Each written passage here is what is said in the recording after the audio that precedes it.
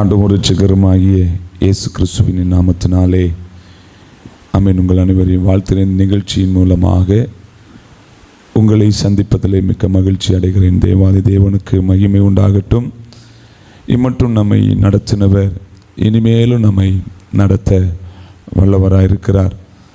இந்த நாளிலும் இந்த நிகழ்ச்சியின் மூலமாக ஒரு சில வேத வசனங்களை உங்கள் முன்பாக ஆமென் நான் வைத்து ஜெபிக்கலாம் என்று நான் ஆசைப்படுகிறேன். இன்றைக்கு இந்த நல்ல நேரத்திலே கர்த்தர் தம்முடைய ஜனத்தை நடத்துகிறவர் என்கிறதான தலைப்பிலே ஒரு சில வேத வசனங்களை நான் உங்கள் முன்பாக வைத்து ஜெபிக்கலாம் என்று ஆசைப்படுகிறேன்.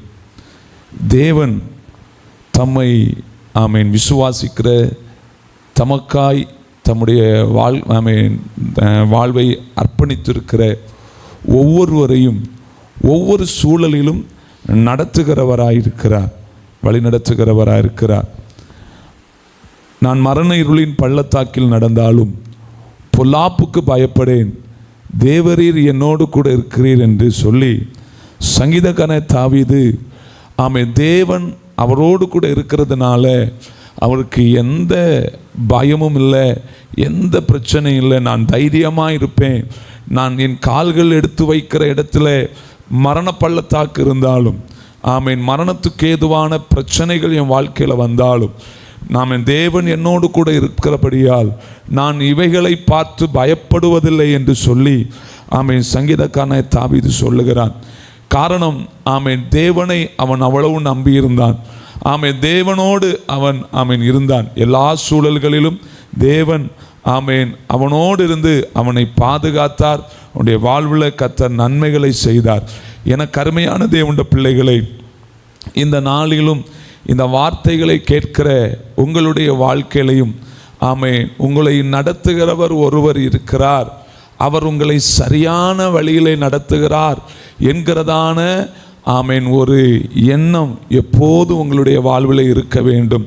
காரணம் நம்மை நடத்துவதற்கு ஒருவர் இந்த உலகத்தில் இல்லாமல் இருந்தால் நம்முடைய வழிகள், நம்முடைய வாழ்க்கைகள், நம்முடைய சூழ்நிலைகள் எல்லாம் தாறுமாறாய் மாறிவிடும். ஆனால் நம்மை நடத்துகிற ஒருவர் இருப்பாரே ஆனால் நிச்சயமாகவே நம்முடைய வாழ்க்கையில் பெரிய காரியங்களை செய்ய கர்த்தர் வல்லவராக இருக்கிறார். தொடர்ந்து ஒரு சில வசனங்களை நான் உங்கள் முன்பாக வைத்து ஜெபிக்கலாம் என்று ஆசைப்படுகிறேன். சங்கீதங்களின் புஸ்தகம் 73வது சங்கீதம் 24வது வசனம் இப்படி சொல்லுகிறது. உம்முடைய ஆலோசனையின்படி நீர் என்னை நடத்தி முடிவிலே என்னை மகிமையில் ஏற்றுக்கொள்ளுவீர். சங்கீதக்காரனாகிய தாவீது தேவ சமூகத்திலே இப்படி சொல்லுகிறான். நீர் என்னை உமது ஆலோசனையின்படி நடத்துகிறீர். நம்மை நடத்துகிற ஆண்டவர் நம்முடைய விருப்பத்தின்படி நடத்துகிறவர் அல்ல, நம்முடைய சித்தத்தின்படி நடத்துகிறவர் அல்ல, நம்முடைய எண்ணத்தின்படி நடத்துகிறவர் அல்ல, அவருடைய விருப்பத்தின்படி அவருடைய சித்தத்தின்படி நடத்துகிறவர். அவருடைய எண்ணங்கள், அவருடைய சிந்தனைகள் எல்லாம் நம்முடைய புத்திக்கு அப்பாற்பட்டவைகளாயிருக்கிறது. எனக்கு அருமையான தேவனுடைய பிள்ளைகளே, தாவீது சொல்லுகிறான், உம்முடைய ஆலோசனையின்படி என்னை நடத்தி. எதுக்காக? உம்முடைய ஆலோசனையின்படி என்னை நடத்தினால் மாத்திரமே நான் மகிமையிலே சேர்த்து கொள்ளப்பட முடியும். அப்படியானால் கர்த்தர் ஸ்தோத்திரம் நம்மை அவருடைய ஸ்தோத்திரம் ஆலோசனையின்படி நடத்தினால் மாத்திரமே அவர் நம்மை முடிவிலே மகிமையில் நம்மை சேர்த்து கொள்ள முடியும். அப்போ அவர் நம்மை எப்படி நடத்துகிறார்? அவருடைய ஆலோசனையின்படி. நாம் வேதாகமத்தில் நிறைய மனிதர்களை பார்க்கலாம். அவருடைய ஆலோசனையின்படி கர்த்தர் எப்படி யாரெல்லாம் நடத்தினார் என்று, எப்படியெல்லாம் நடத்தப்பட்டார்கள் என்பதை பார்க்க முடியும். ஆபிரகாம் சோத்திரம் தன்னுடைய தகப்பனாருடைய வீட்டில் இருக்கும்போது அவனை அழைக்கும் போது ஆண்டவர் சொல்லுகிறார், ஆமென், நான் காண்பிக்கும் தேசத்துக்கு நீ போனா நான் உன்னை ஆசீர்வதிப்பேன், நான் உன்னை பெருக பண்ணுவேன், உன் தலைமுறைகள் இந்த பூமியில் பலத்திருப்பார்கள் என்று சொல்லி ஆமென் சோத்திரம் தன்னை ஆமென் சோத்திரம் ஆபிரகாமை பார்த்து ஆண்டவர் சொல்றாரு, நான் சொல்றதுபடி கேட்டேனா. ஈசாக்கு கேராரில் குடியிருக்க வைக்கும் போது ஆண்டவர் சொல்றாரு, உன் தகப்பனாகி ஆபிரகாம் என் கட்டளையின்படியும் என் கற்பனைகளின்படியும் என் நியமத்தின்படியும் அவன் ஆமென் சோத்திரம் கீழ்ப்படிந்ததுனால நான் அவனை ஆசீர்வதித்தேன், அதே போல நான் அவனை ஆசீர்வதிப்பேன் சொல்லி தேவனாகிய ஆண்டவர் ஆபிரகாமை ஆமென் ஆசீர்வதித்தது போல ஈசாக்கையும் ஆசீர்வதிப்பதற்காக சொல்லுகிறார், நான் சொல்றதுபடி செய்தால் மாத்திரமே ஆமென் நான் உன் வாழ்க்கையில் நன்மைகளை செய்வேன், நான் உன்னை ஆசீர்வதிப்பேன். ஆமென் அவருடைய ஆலோசனையின்படி செய்ததுனால, ஆலோசனையின்படி நடந்ததுனால வேதம் சொல்லுகிறது, ஈசாக்கு ஆமென் விதை விதைத்தான், அவனுக்கு 100 மடங்கு ஆசீர்வாதம். தேவனுடைய ஆலோசனையின்படி செய்கிறவனுடைய வாழ்க்கையில 100 மடங்கு ஆசீர்வாதம் உண்டு. ஆமென், நிச்சயமான ஆசீர்வாதம் உண்டு, நிச்சயமான நன்மைகள் உண்டு. ஆமென் தோத்திரம். அவனால் மாத்திரமே ஆமென் முடிவு பரியந்தம் நிலைநிற்க முடியும், முடிவிலே மகிமையிலே அவரோடு சேர்த்து கொள்ளப்பட முடியும். காரணம், ஆமென் மனிதனுடைய யோசனைகளும் மனிதனுடைய ஆலோசனைகளும் இந்த உலகத்தோடு அழிந்து போகிறவைகள். அவனுடைய ஆமென் ஸ்தோத்திரம் அவனுடைய நடக்கைகள் அவனுடைய செயல்கள் எல்லாம் ஆமென் பாதியிலே முடிந்து போய்விடும். ஆனால் ஆமென் ஒருவரால் மாத்திரமே மனிதனை நித்தியத்திற்கு நேராய் நடத்த முடியும். அவர்தான் நாம் ஆராதிக்கிற ஆண்டவராகிய தேவன். அவர் சொல்லுகிற ஆமென் தாவீது சொல்லுகிற, ஆண்டவரே நீர் உமது ஆலோசனையின்படி என்னை நடத்துவீரானால் நான் ஆமென் முடிவிலே மகிமையில் சேர்த்து கொள்ளப்படுவேன். அப்படியானால் தேவன் தம்முடைய ஜனத்தை எப்படி நடத்துகிறார் என்றால் ஆமென் ஸ்தோத்திரம் ஆமென் அவருடைய ஆலோசனையின்படி நடத்துகிறார் என்று ஆமென் ஸ்தோத்திரம் வேதம் சொல்லுகிறது. நாம் அவருடைய ஆலோசனையின்படி நடப்போமையானால் நம்முடைய வாழ்க்கையிலே நிறைவான நன்மைகளை நாம் பெற்றுக்கொள்ள முடியும். இரண்டாவதாக, கர்த்தர் தம்முடைய ஜனத்தை எப்படி நடத்துகிறார் என்று வேதம் சொல்லுகிறது. அதே சங்கீதங்களின் புஸ்தகம் 25வது சங்கீதம் அதனுடைய 9வது வசனம் சொல்லுகிறது, சாந்த குணம் உள்ளவர்களை நியாயத்திலே நடத்தி சாந்த குணம் உள்ளவர்களுக்கு தமது வழியை போதிக்கிறார். ஆமென், தமது ஜனத்தை ஆமென் தமது ஆலோசனையின்படி நடத்துகிறார். இரண்டாவது, எப்படிப்பட்ட மனிதர்களை எப்படி நடத்துகிறார் என்று பார்த்தா, சாந்த குணம் உள்ளவர்களை ஆமென் சாந்த குணம் உள்ளவர்களை அவர் நியாயத்திலே நடத்துகிறார். ஆமென் சோத்திரம். சமாதானம் உள்ளவர்களை, சாந்த குணம் உள்ளவர்களை, பொறுமை உள்ளவர்களை அவர் நியாயத்தில், அவருடைய நியாயம் ஆமென் சோத்திரம் இந்த உலகத்திற்கு வித்தியாசமானது. அவருடைய நியமங்கள் அல்லது நியாயங்கள் உலகத்தில் வித்தியாசமானது. ஆமென், அவருடைய நியாயத்திலே அவருடைய பிள்ளைகளால் மாத்திரமே நடக்க முடியும். அவருடைய நியாயத்தில் அவருடைய பிள்ளைகளால் மாத்திரமே அதை வெளிப்படுத்த முடியும், செயல்படுத்த முடியும். எனக்கு அருமையான தேவனுடைய பிள்ளைகளே, அவர் தம்முடைய ஆலோசனையின்படி நடத்துகிறது மாத்திரமல்ல, அவர் தம்முடைய ஜனங்களை அவருடைய நீதியின்படியே நடத்துகிறார். ஆமென் ஸ்தோத்திரம். ஆமென் வேதம் சொல்லுகிறது, அதே சங்கீதம் 25 அதனுடைய 10வது வசனம் சொல்லுகிறது, கர்த்தருடைய உடன்படிக்கையும் அவருடைய சாட்சிகளையும் கைக்கொள்ளுகிறவர்களுக்கு அவருடைய பாதைகள் எல்லாம் கிருபையும் சத்தியமுமானவைகள். அப்படியானா அவர் நடத்துகிற வழியில நடக்கிறவர்கள் ஆமென் ஸ்தோத்திரம் எப்படிப்பட்டவர்கள்? அவர்கள் கர்த்தருடைய உடன்படிக்கைகளையும் அவருடைய சாட்சிகளையும் கை கொள்ளுகிறவர்களாயிருப்பார்களே. ஆனால் அவர்கள் நடக்கிற பாதைகளில் அவருடைய கிருபையும் அவருடைய சத்தியமும் அவரோடு கூட இருக்கிறது. பவுல் சொல்லுகிறார், நிற்பதும் நிர்மூலமாகாதிருப்பதும் தேவனுடைய சுத்த கிருபை. ஒரு மனிதன் இந்த உலகத்திலே ஆமென் நிலை நிற்க வேண்டுமே ஆனால் அவருடைய கிருபை வேண்டும். அவர் காண்பிக்கிற வழியில் ஒரு மனிதன் நடக்கிறானே ஆனால் அவனுடைய ஆமென் அவனோடு கூட தேவ கிருபை இருக்குமே ஆனால் அவன் எந்த இடத்திலும் இடறி விழுவதில்லை.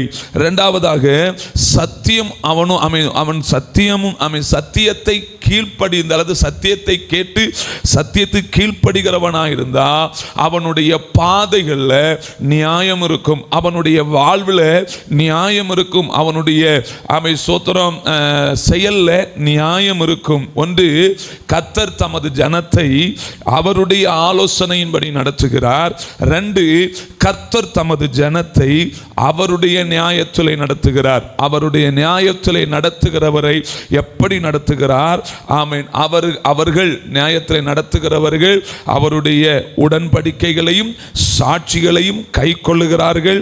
கை கொள்ளுகிறவர்களுக்கு அவர்களுடைய பாதையில அவர்களை பாதுகாக்க கிருபையும் சத்தியமும் அவரோடு கூட இருக்கும். வேதம் சொல்லுகிறது, சத்தியத்தை அறிவீர்கள், சத்தியம் விடுதலையாக்கும். ஆமென். சத்தியத்தை நாம் அறிந்திருக்கிறோம், சத்தியத்தின்படி நாம் நடப்போமேயானால் அந்த சத்தியபரனாகிய இயேசு கிறிஸ்து நம்முடைய பாதையிலே நியாயமாய் நம்ம நியாயத்திலே நம்மை நடத்தி எந்த தீங்குக்கும் ஒப்பு கொடுக்காம நம்மளை பாதுகாக்கிறவராயிருக்கிறார்.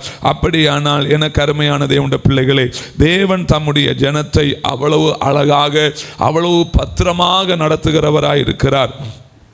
பாவம் நிறைந்த உலகத்தில், அக்கிரமம் நிறைந்த உலகத்தில் ஆமென் ஸ்தோத்திரம், சில நேரம் நம்முடைய செயல்கள் நம்மை அறியாமலேயே சில ஆமென் அநியாயத்திலையும் அல்லது சில அக்கிரமத்திலையும் நாம் வழிமாறி போக வேண்டிய சூழ்நிலைகள் உண்டாகிறது. ஆனால் அவருடைய ஆலோசனையின்படி நடப்போமேயானால், அவருடைய சத்தியத்தில் நாம் நடப்போமேயானால், அவர் நம்மை அவருடைய நியாயத்திலே நம்மை நடத்துவாரேயானால் நமக்கு ஒரு நித்திய வாழ்வை, நித்திய மகிமை நமக்கு வைத்திருக்கிறார். நிச்சயமாகவே இந்த உலகத்திலே நாம் இடறி போவதில்லை. காரணம், அவருடைய பிள்ளைகளை அவர் எப்படி நடத்துகிறார் என்றால் பத்திரமாய் நடத்துகிறார் என்று வேதம் சொல்லுகிறது. உபாகமத்தின் புஸ்தகம் 31வது அதிகாரம் அதனுடைய 31வது வசனம் இப்படி சொல்லுகிறது. ஆமென் ஸ்தோத்திரம். இஸ்ரவேல் ஜனங்களை அவர் எப்படி நடத்தி வந்தார் என்று இப்படி சொல்லுகிறதுனா, ஒரு மனிதன் தன் பிள்ளையை சுமந்து கொண்டு போவது போல நீங்கள் இவ்விடத்திற்கு வருகிற வரைக்கும் நடந்து வந்த வழிகள் எல்லாவற்றிலும் உங்களை தேவனாகிய கர்த்தர் ஆமென் ஸ்தோத்திரம் உங்களை ஆமென் சுமந்து கொண்டு வந்தார். எவ்வளவு அழகா சொல்லப்படுகிறது பாருங்க. ஒரு மனிதன் தன் பிள்ளையை தோளில் சுமக்கிறது போல தேவன் நம்மை சுமக்கிறார். ஆவிக்குரிய வாழ்க்கையில் நாம் வழி நடந்து நாம் நடத்தப்பட்டு வருகிற இடங்களிலெல்லாம் ஆமென் எவ்வளவோ அநியாயங்கள், எவ்வளவோ பிரச்சனைகள், ஆமென் வழி தெரியாத நிலைமைகள், இவைகளெல்லாம் நம்முடைய வாழ்க்கையில் வந்த போதும் இன்றைக்கு இந்த இடத்துல கர்த்தர் நம்மை கொண்டு வந்து நிப்பாட்டி இருக்கிறார் என்றால் தேவன் சொல்லுகிறார், ஒரு தகப்பன் தன் பிள்ளையை சுமக்கிறது போல நான் உங்களை இவ்விடம் வரைக்கும் சுமந்து கொண்டு வந்தேன். ஆமென். மத்தேயு சுவிசேஷத்தில் 7வது அதிகாரத்தில் நம்ம வாசிக்கும் போது ஆமென் தோத்திரம் அங்கே சொல்லப்படுகிறது. ஆமென் தோத்திரம், ஒரு மகன் தன் பிள்ளைக்கு ஆமென் பிள்ளை தன் தகப்பன் இடத்துல அப்பத்தை கேட்டால் கல்லை கொடுப்பானா, மீனை கேட்டால் பாம்பை கொடுப்பானா, ஆமென் தோத்திரம் முட்டையை கேட்டால் தேளை கொடுப்பானா? பொல்லாதவர்களாகிய நீங்களே உங்கள் பிள்ளைகளுக்கு நல்ல ஈவுகளை கொடுக்க மனதாக இருக்கும்போ. அப்படின்னா சில நேரங்களில் நம்முடைய வாழ்க்கையில் ஆமென் தோத்திரம் நாம் செய்வது அறியாது நிற்கும்போது, வழிமாறி நிற்கும்போது, அல்லது வழி தெரியாமல் நிற்கும்போது, அல்லது தளர்ந்து போய் நிற்கும்போது ஆண்டவர் சொல்லுங்க ஆமென் ஆண்டவர் ஒரு ஆமென் பிள்ளைய ஆமென் சுமக்கிறது போல நம்மளை சுமந்துட்டு வருகிறார். அதனால தான் வேதம் சொல்லுகிறது, அவர் நம்மை உள்ளங்கையில் வரைந்து வைத்திருக்கிறார். அவர் நம்மை உள்ளங்கையில் வரைந்து வைத்திருக்கிறார். ஆமென். எனக்கு அருமையான தேவனுடைய பிள்ளைகளே, தேவ சமூகத்தில் வந்திருக்கிற ஆமென் நாம் ஆமென் நம்மை கர்த்தர் எப்படி உள்ளங்கையில் வரைந்து நம்மை பத்திரமாய் வழி நடத்துகிறார். பத்திரமாய் பாதுகாப்பா. ஒரு தகப்பன் தன் பிள்ளையை சுமக்கும்போ எப்படி சுமக்கிறார்? ஆமென் பத்திரமா சுமக்கிறார். எந்த ஆபத்துக்கும், எந்த தீமைக்கும், எந்த தீங்குக்கும் ஒப்பு கொடுக்காம எவ்வளவு பத்திரமா பாதுகாக்கிறார்ல.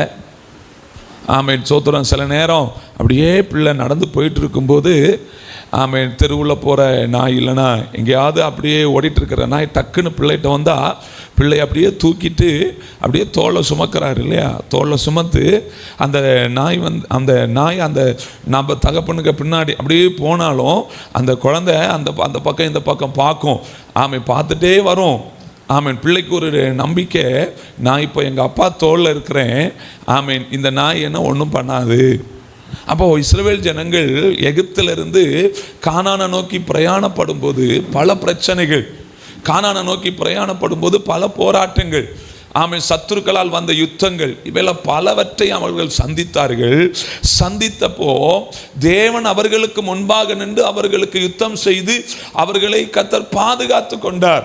இஸ்ரவேலை ஆமீன் செங்கடல் வழியாய் நடத்தும் போது எகிப்திலிருந்து அவர்கள் ஆமீன் கானானுக்கு போகும்போது தேவனாகிய ஆண்டவர் தம்முடைய ஜனம் ஆமீன் யுத்தத்தை கண்டால் மனமடிந்து போவார்களே என்கிற எண்ணத்தோடு அவர்களை இன்னொரு வழியாக நடத்துகிறார்.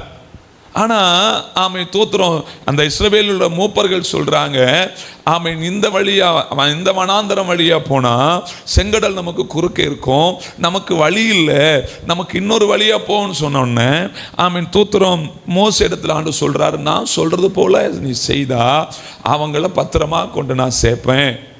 அப்போ நம்முடைய கண்களுக்கு வழி தெரியாவிட்டாலும், நம்முடைய கண்களுக்கு வாசல் அடைக்கப்பட்ட நிலைமையா இருந்தாலும், நம்மை பத்திரமாய் வழி நடத்துகிறவருக்கு தெரியும் எப்படி கொண்டு போக வேண்டும், எங்கே சேர்க்க வேண்டும், எந்த இடத்துல நிப்பாட்ட வேண்டும். அதனால தான் ஆமீன் சங்கீதம் 23 தாவீது சொல்லுகிறார், கர்த்தர் என் மேய்ப்பராக இருக்கிறார், நான் தாழ்ச்சி அடையேன். அவர் என்னுடைய மேய்ப்பராய் இருக்கிறது வரைக்கும், அவர் என் வழிகாட்டியாய், என் பாதுகாவலராய், என் தேவைகளை சந்திக்கிறவராய், என்னை கவனிக்கிறவராய் இருக்கிறது வரைக்கும் நான் எதை குறித்தும் கவலைப்பட வேண்டிய தேவையில்லை. எனக்கு அருமையானதே உண்ட பிள்ளைகளே, நம்முடைய ஆண்டவர் தம்முடைய ஆலோசனையின்படி நடத்துகிறவர் மாத்திரமல்ல, அவருடைய சத்தியத்தின்படியும் ஆமீன் தோத்திரம் கிருபையினால் நம்மை ஆமீன் அவருடைய நியாயத்திலே நம்மை நடத்துகிறவர் மாத்திரமல்ல, நம்மை பத்திரமாய் நடத்துகிறவர். நம்முடைய இந்த வனாந்தர வாழ்க்கையில் நம்முடைய தேவைகள் எல்லாவற்றையும் அவர் சந்திக்கிறவர், நம்முடைய சூழ்நிலைகள் எல்லாவற்றையும் அவர் அறிந்திருக்கிறவர், நம்முடைய பிரச்சனைகள் எல்லாவற்றையும் அவர் அறிந்திருக்கிறவராயிருக்கிறார். எனக்கு அருமையானதே உண்ட பிள்ளைகளே, இந்த வார்த்தைகளை கேட்டுக்கொண்டிருக்கிற உங்களிடத்திலும் கர்த்தர் சொல்லுகிறார், நான் உங்களை பத்திரமாய் வழி நடத்துவேன், என்னுடைய ஆலோசனையின்படி உங்களை நடத்துவேன், என்னுடைய ஆலோசனையின்படி உங்களை நடத்தி முடிவிலே நான் உங்களை ஆமீன் மகிமையிலே சேர்த்து கொள்ளுவேன், ஆமீன் பரலோகத்திலே நான் சேர்த்துக் கொள்ளுவேன். நாம் வழியிலே அழிந்து போகாதபடி, அவருடைய கோபம் நம்மேல் வெளிப்படாதபடி நாம் அவரை அண்டிக் கொண்டு அவருடைய ஆலோசனைப்படி நாம் நடப்போமேயானால் நிச்சயமாகவே அவர் நம்மை அவருடைய நியாயத்திலே வழி நடத்தி மகிமையிலே சேர்த்துக் கொள்ளுகிறவர். மகிமையிலே சேர்த்துக் கொள்ளுகிறவர் மாத்திரமல்ல, இந்த உலகத்தில் நம்மளை எந்த தீங்குக்கும், எந்த பிரச்சனைகளுக்கும், எந்த போராட்டங்களுக்கும் நம்மை விட்டு கொடுக்காம நம்மை பத்திரமாய் பாதுகாக்கிறவர். எபேசியர்கள் நிருபத்தில் நாம் வாசிக்கும் போது அங்கு சொல்லப்படுகிறது, ஆமென், பவுல் எபேசியருக்கு எழுதுகிறார், நமக்கு மாம்சத்தோடும் இரத்தத்தோடும் போராட்டம் இல்லை, ஆமென், இந்த உலகத்தில் உள்ள இப்பிரபஞ்சத்தின் அதிபதிகளோடும், ஆமென், பிசாசுகளோடும், துரைத்தனங்களோடும், அதிகாரத்தோடும், இப்பிரபஞ்சத்தின் லோகாதிபதியோடும், வானமண்டலத்தின் பொல்லாத ஆவிகளுடைய சேனைகளோடும் நமக்கு யுத்தம் உண்டு. அப்ப அந்த யுத்தத்தில் நாம் தோற்று போகாதபடி, அந்த யுத்தத்தில் நாம் மனமடிந்து போகாதபடி, அந்த யுத்தத்தில் நாம் மனந்தளர்ந்து போகாதபடி இயேசு சொல்லுகிறார், உலகத்தின் முடிவு பரியந்தமும் சதா காலங்களில் நான் உங்களோடு கூட இருக்கிறேன். எப்படி? ஆமென், சோத்திர பத்திரமாய் நம்மை வழி நடத்துகிறவர் மாத்திரமல்ல, ஆமென், நம்முடைய மரணம் வரைக்கும் நம்மோடு கூட இருக்கிறவர்.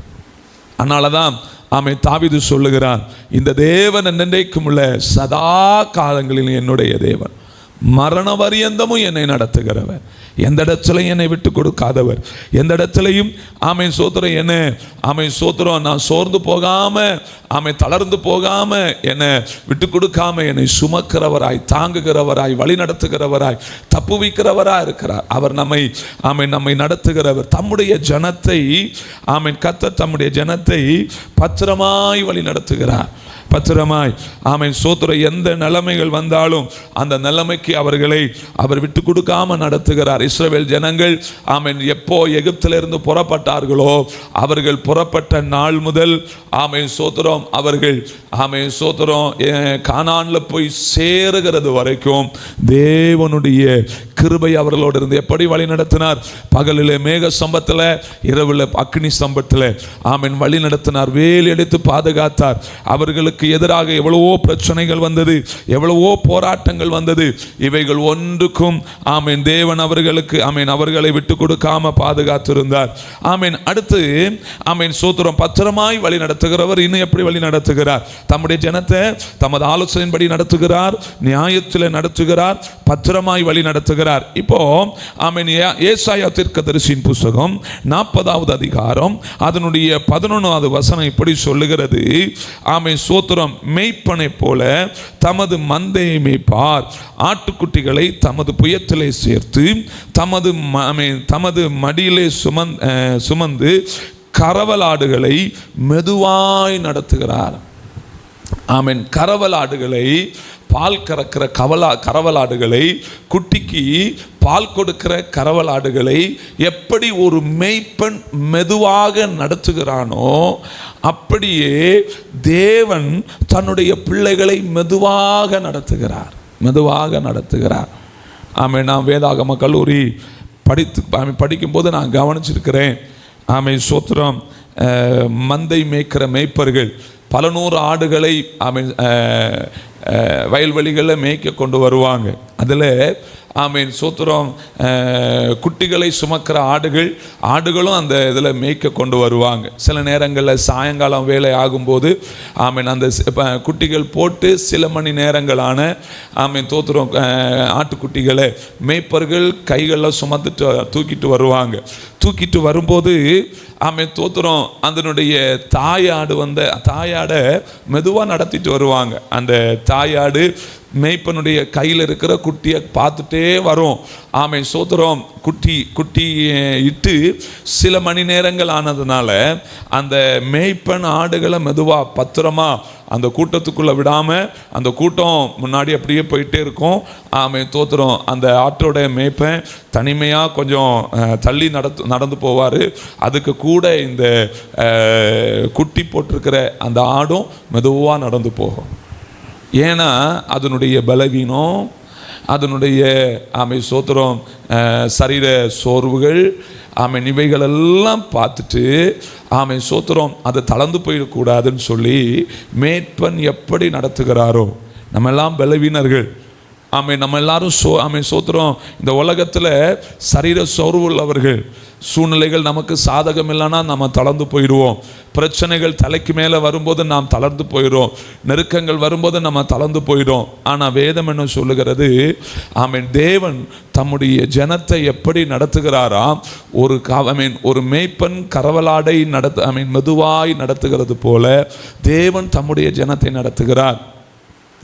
நம்முடைய வாழ்க்கையில் நெருக்கங்களும் பாரங்களும் வரும்போது தெரியும் இந்த உலகத்தில் இந்த ஒரு மனுஷனுடைய நெருக்கம் என்ன, இந்த உலகத்தில் ஒரு மனுஷனுடைய பிரச்சனை என்ன, அவனுடைய சூழ்நிலை என்ன, அவன் எப்படி தன்னுடைய வாழ்க்கையில் இருக்கிறான் என்பதை சோத்திரம் இந்த உலகத்தில் தேவன் அறிந்திருக்கிறார்.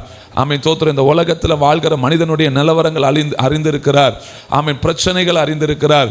இந்த உலகத்தில் இயேசு கிட்டத்தட்ட 33.5 ஆண்டுகள் சாதாரண ஒரு மனிதனாகவே வாழ்ந்ததுனால மனிதனுடைய நிறைகுறைகள், கஷ்டங்கள், நஷ்டங்கள், பிரச்சனைகள், போராட்டங்கள், பலவீனங்கள் எல்லாவற்றையும் அறிந்திருக்கிறார். அதனால தான் வேதம் சொல்லுகிறது, கர்த்தர் மேல் உன் பாரத்தை வைத்து விடு, அவரே உன்னை ஆதரிப்பார். மனிதனுடைய சூழ்நிலைகளை பார்த்து தான் சொல்றாரு.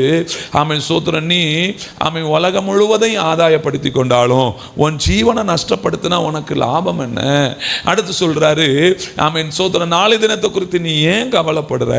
நாளைய தினம் தன்னுடையவைகளுக்காக கவலைப்படும். அந்தந்த நாளுக்கு அதின் பாடு போதும்.